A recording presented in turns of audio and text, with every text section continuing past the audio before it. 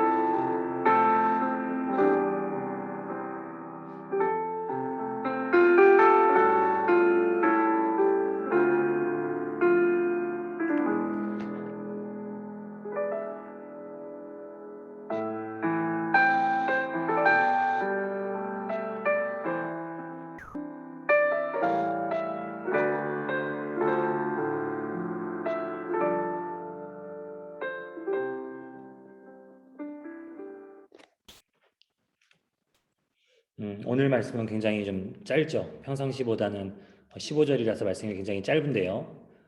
먼저 우리 사무엘상 21장에 이르기까지 우리가 구성을 좀 한번 살펴볼 필요가 있겠습니다. 크게 한번 나눠보자면 우리는 사무엘상 1장부터 7장까지 사사 사무엘의 내용들을, 그리고 그 사역들을 보게 됐습니다. 그리고 사람들은 8장부터 12장까지 왕을 세워달라고 요구하면서 사사체제에서 왕정체제로 넘어가는 이스라엘의 역사적인 변화의 시기가 바로 8장부터 12장까지. 그래서 사무엘은 그때부터 하나님께서 세우시는 초대왕 사울을 찾아가고 그 사울이 세워지게 되는 과정들이 그려져 있죠. 사무엘상 13장과 15장은 바로 왕으로서 사울이 실패하게 되었음을 보여줍니다. 그는 끊임없이 불순종했고 하나님의 말씀을 그대로 지켜 행하지 못했고 자기의 욕심을 따라 자기의 사람들의 어떤 인기와 관심을 따라 행동했던 사울의 모습을 바라보면서 사무엘은 실패하고 하나님은 그를 버리셨다, 이렇게 말씀했습니다. 사무엘상 16장부터 20장까지 드디어 다윗이 등장하게 되고, 우리가 지난 시간까지 살펴봤던 16장부터 20장까지는 그 다윗의 등장과 함께 경계하는 사울이 대적하게 되는 모습을 우린 볼 수 있었죠. 그리고 오늘부터 사무엘상 21장 내용은 바로 다윗이 도망가는 시간, 결국엔 이 시간들이 또한 다윗의 세력을 모으는 시간들이라고 할 수 있겠습니다. 그래서 오늘부터는 다윗이 어떻게 세력을, 하나님의 도우심을 받아서 도망가고 다윗의 부하들, 다윗의 세력들을 어떻게 모아가고 있는지를 우리가 살펴볼 수 있을 것입니다. 1장부터 15장, 1절부터 15절까지 짧아서 문단을 나눌 수 있을까 싶은데 그래도 좀 나누자면, 다윗이 아히멜렉에게 도망하다, 성소에 노베에 있는 성소로 도망간 다윗의 모습을 볼 수 있고요. 7절부터 9절까지는 역시 그 장소에서 다윗이 골리앗의 칼을 얻다라고 구분할 수 있겠습니다. 1절부터 6절까지는 이렇게 바꿀 수 있겠죠. 성소에 빵을 얻었다라고 말이죠. 그리고 10절부터 15절까지는 다윗이 블레셋의 가드왕 아기스에게 도망한 장면을 볼 수 있습니다. 내용이 짧다 보니까 사실은 더 쉽게 이 내용들을 우리가 파악할 수 있습니다. 그래서 이 핵심 단어들을 좀 살펴보자면, 거룩한 빵, 이게 사실은 이 장에서 어떻게 보면은 핵심이라고 할 수 있는 부분이죠. 그리고 정결, 스스로 정결하다라고 얘기하는 부분들이 나오고요. 그리고 아기스 왕에서 미친 짓을 했던 다윗의 모습들, 이게 핵심 단어라고 할 수 있겠습니다. 뭐 골리앗의 칼 정도도 같이 넣을 수 있겠죠. 그리고 1절부터 15절까지 묵상의 포인트를 보자면 다윗이 성소로 도망가서 아히멜렉을 만나고 그곳에서 여러 가지 것들을 얻게 되는 과정을 통해서 여러분, 하나님께서 기름 부으신 다윗의 그 여정 가운데 어떻게 도우시는지를 우리가 확인할 수 있습니다.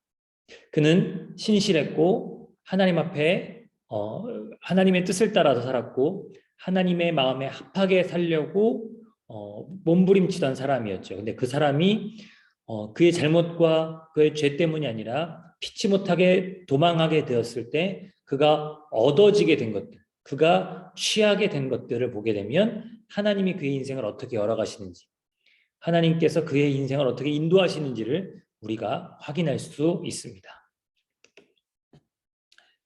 게다가 가드왕 아기스 앞에서 미친 척을 하고 살아난 이 다윗의 심정이 어땠을지, 그래서 여러분, 다윗의 이야기들은 꼭 시편하고 연결 지어볼 필요가 있는데요.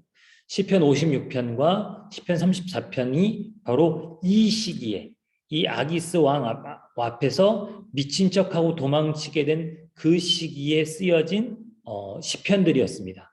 같이 이따가도 함께 보면서 이 사무엘상 21장에 담겨진 다윗의 심경을 더욱더 풍성하게 만들어갈 수 있기를 바랍니다. 이게 이렇게 주님 앞에. 네. 다음은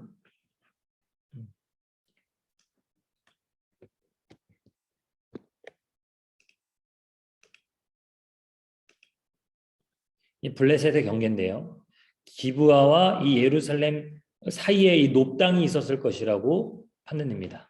이 놋의 성소가 있었던 이유는 다름이 아니라 원래 성소는 바로 이 여호와의 장막이 있었던 실로에 있었습니다.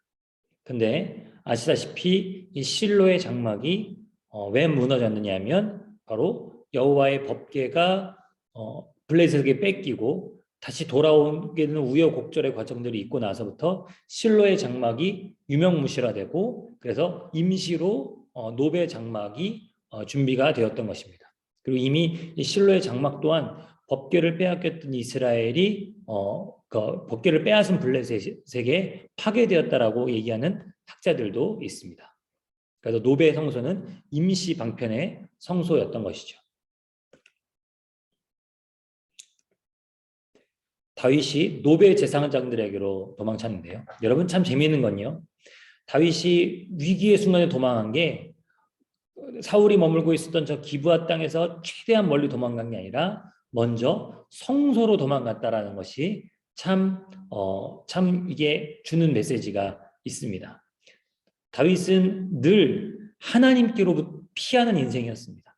그의 잘못 때도, 그의 위기일 때도 늘 하나님 앞으로 피하는 인생인데 그 하나님 앞으로 피하는 인생의 첫 시작은 바로 뭐였냐면 그 이전에 다윗이 사울의 곁에 도망가서 사무엘에게 도망갔을 때도 역시 그렇게 먼 거리가 아니거든요.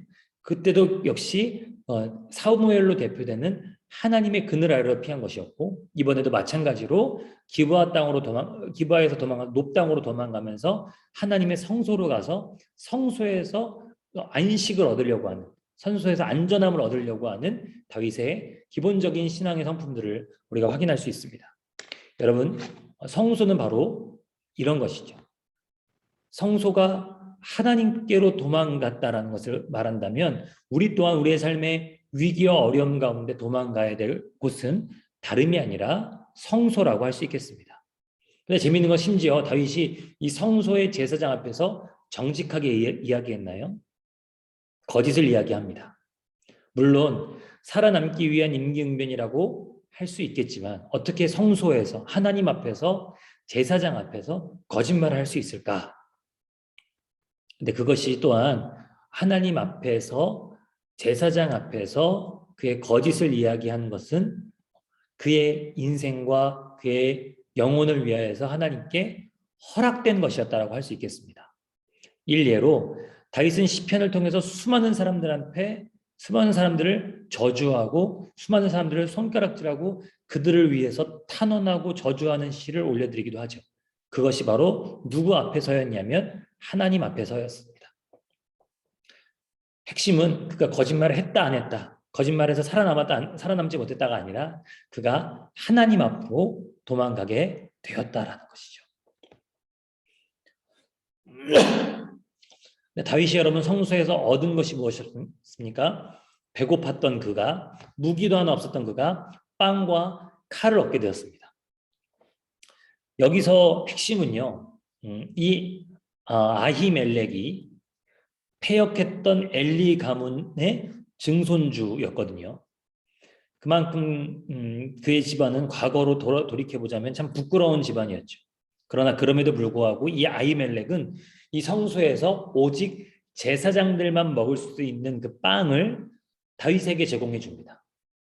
다윗에게 이 제사장들만 먹을 수 있었던 빵을 제공해 준 이유는 다윗이 무서워서도 아니고 다윗이 왕의 측근이라서 그런 것도 아니라 바로 이 아히멜렉이 배고픈 이에게 제사장들이 먹는 빵이라도 그것들을 내어준다는 것은 하나님께서 이 성소의 진설병이라고 말하는 거룩한 빵을 쌓아두신 이유를 아주 분명하게 보여주는 거죠.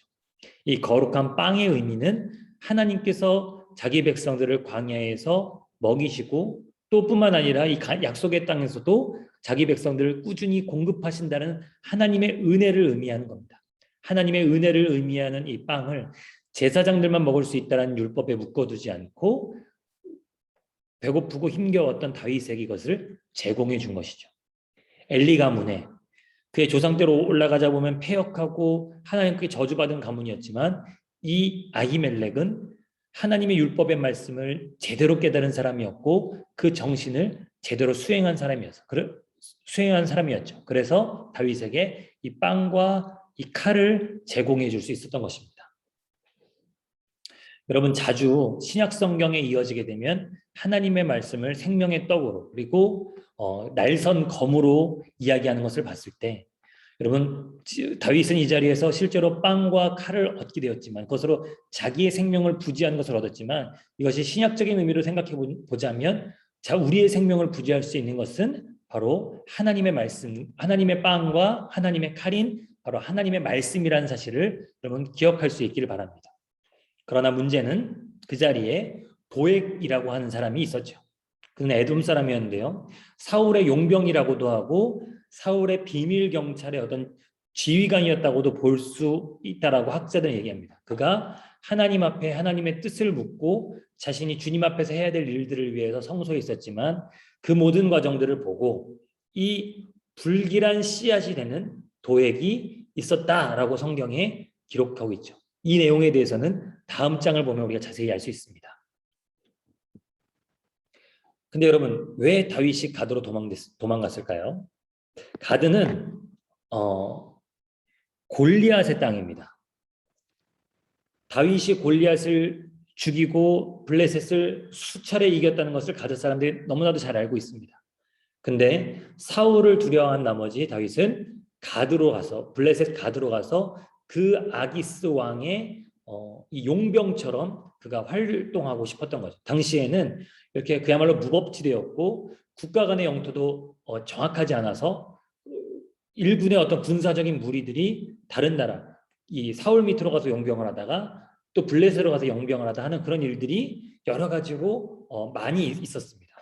마치 에돔 사람이었던 도액이 사울의 이 용병이었던 것처럼 말이죠. 근데 가드 사람들은 다윗을 무엇으로 인식했냐면 용병 정도가 아니라 가나안 땅의 왕으로 인식하고 있었습니다. 사울은 안중에도 없는 거죠, 여러분. 진짜 왕인 사울은 안중에도 없고 이미 사울은 끊임없이 자기의 왕의 자리를 지키려고 몸부림치지만 사울을 제외한 심지어 그의 자녀들마저도 다 다윗이 진정한 왕이 될 것이라는 적군마저도 그렇게 인식하고 있었다는 것에 대해서 여러분, 우리는 하나님께서 세우시는 사람, 하나님께서 지켜가시는 사람과 지켜가시는 인생과 또 하나님께서 지키지 않으심에도 불구하고 자기의 힘과 자기의 노력으로 세워주려고 하고 지키려고 하고 있는 그 모든 과정이 얼마나 부질없는지를 아주 분명하게 보여주는 장면이 바로 다윗과 사울에 대한 사람들의 인식이라고 할 수 있겠죠. 결국 다윗은 이곳에서도 안전하지 않다고 생각해서 왕 앞에서 미친 척을 하면서 침을 흘리고 막 미친 척을 하면서 미치광이로 스스로 자처해서 도망가게 됩니다. 그리고 이때 시편 56편과 시편 34편을 그가 짓게 됩니다. 그래서 그 당시에 과연 어떤 심경이었는지를 우리는 시편 56편과 시편 34편을 보면 알 수 있는데요. 포인트는 이러한 상황에서 그가 하나님을 향한 찬양과 고백과 기도를 잊지 않았다는 것이죠. 그가 가장 위기의 순간에 성소로 도망갔던 것처럼 그는 이 위기와 수치와 모멸의 순간에도 끊임없이 하나님께 노래하는 사람, 기도하는 사람이었다는 겁니다. 그래서 이 시간 이 말씀과 함께 시편의 말씀들을 같이 보면서 함께 말씀을 더 깊이 나눌 수 있길 바랍니다.